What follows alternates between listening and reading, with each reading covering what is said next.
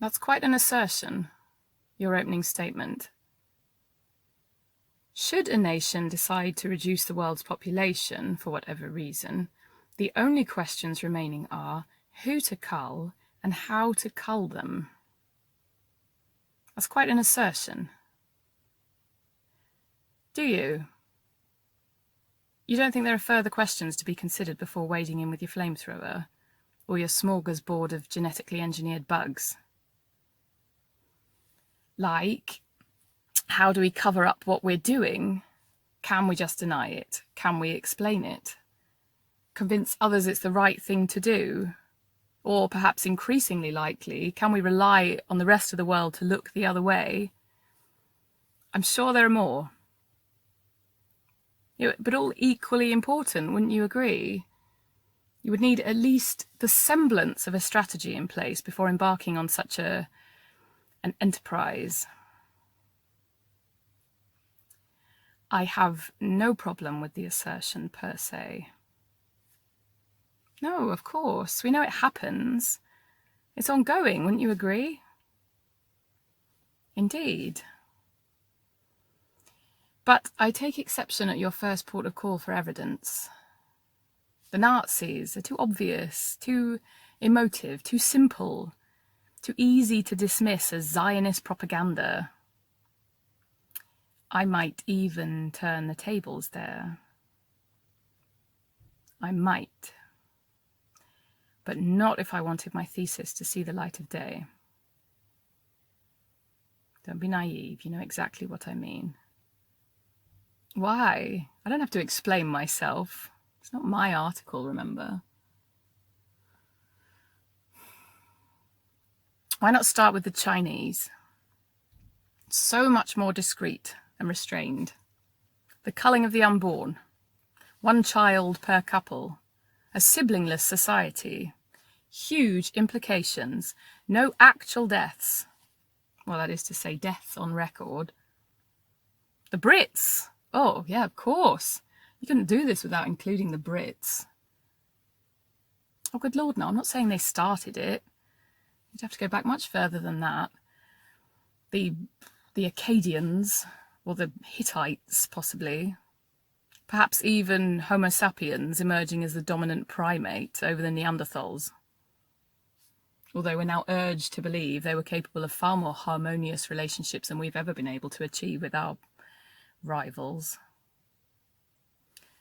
Yeah, of course, the genocide against the Aboriginal people of Australia and North America, of course, good for context, but well documented.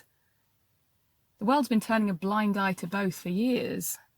Ditto, for the most part, the Palestinians and the Kurds. Old news, tired news, bombs and guns, the weapons at least of conventional warfare. Not at all sexy. Sexy will get you noticed. That is, if you want to get noticed. Sexy will get you read. Even scientists like sexy. Surprise, surprise. Yeah, Uncle Sam, I'm sure, could furnish you with some more creative contemporary examples. That may be so. I'm not sure I'd want to comment on that one, nor am I sure you should mention it, especially on an open connection. Whatever gave you that idea, nothing is safe. But for the record, the snail is safest. Seal the envelope, stick a stamp on it, and post it. Whatever's in it should quietly pass under the radar, unseen and unread by others. Unless, of course, you're already under surveillance. In which case, don't say anything to anybody, ever. But you're fine for the moment. Trust me. No problem, my fault. I probably led you on. Look, I'd simply say, remember the Okinawans. Right, I thought you might. It's an interesting example, isn't it? Relocate a proportion of an island's population to a country on the other side of the world and let the naturally occurring bugs and viruses do the job. Simple. Their immune systems didn't stand a chance. Ah, good. I think you should mention the conquistadors, the impact of old world diseases on the Native American population, not least because it belies any attempt to excuse what happened to the Okinawans. Ignorance was not a factor. They knew exactly what would happen, or at least they should have done. Which brings us to your central theme, the origin of latter-day pandemics. Bushmeat or lab, consumed or engineered. What do you think, percentage-wise? Chimpanzee, pig, bird, bat, camel, or Petri dish? 60-40, as low as that. I go higher. In this particular instance, I'd say 90-10. Well, think about it. For a virus to jump from a bat, say, to a human, generally requires an intermediate animal, like a pangolin. You'd have to spend an awful lot of time hanging around with bats exchanging bodily fluids to be directly infected.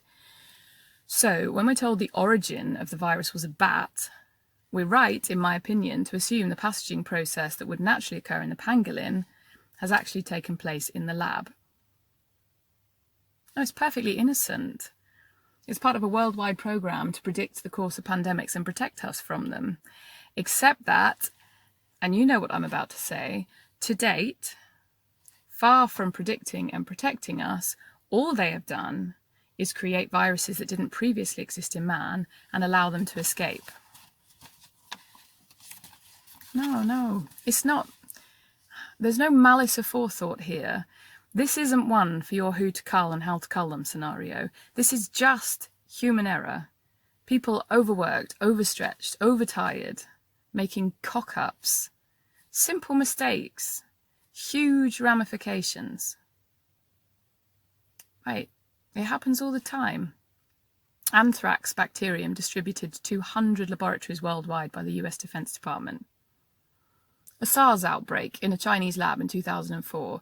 In both cases, the pathogens assumed to be inactive. Here in the UK, a malfunctioning waste disposal unit leaking into a watercourse from which neighbouring cattle drank, causing the foot and mouth outbreak of 2007. See, what's more worrying is the number of escapes we don't hear about. No, again, there's no malice, there's no cover-up. We just don't know they've happened.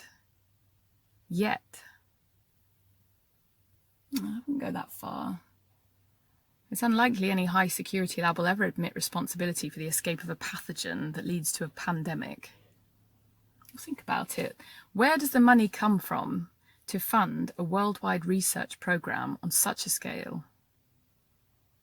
Indeed, pretty much every player in the global public health community would be implicated, including the World Health Organization. Oh, one other thing.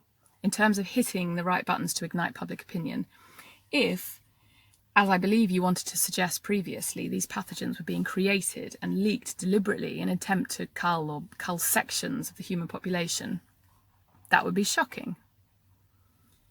But think how much more shocking it would be if a pathogen with the potential to wipe out, let's say, the entire human population, I mean, why not? If a virus with that potential doesn't already exist, then one day it almost certainly will. Imagine this virus is created in a lab and escapes because someone is tired and neglects to observe proper protocols. They transfer a latex glove from one area to another. They forget to change their shoes. They fail to wash their hands. Now, bear with me.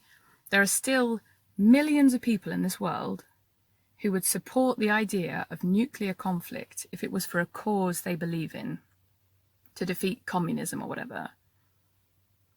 But for nothing, to risk wiping out the whole of human endeavour and history and culture in the cause of human error. I can't imagine anyone signing up for that, can you? So why then, when this worldwide programme of research has so far failed to predict and protect us from any pandemic, but has created and exposed us to quite a few, difficult to say how many exactly, why is that allowed to continue? Why would anyone want to continue that? That's your story. Me? No, you know me. Strictly backroom. They never believe a word I say.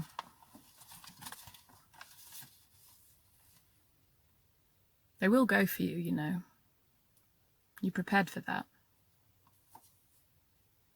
They'll write your ideas off as conspiracy theory and put your photo in the papers and on media platforms next to images of David Icke. Quickest way to shut down alternative views and silence dissent, those two words, conspiracy theory. Are you ready for that?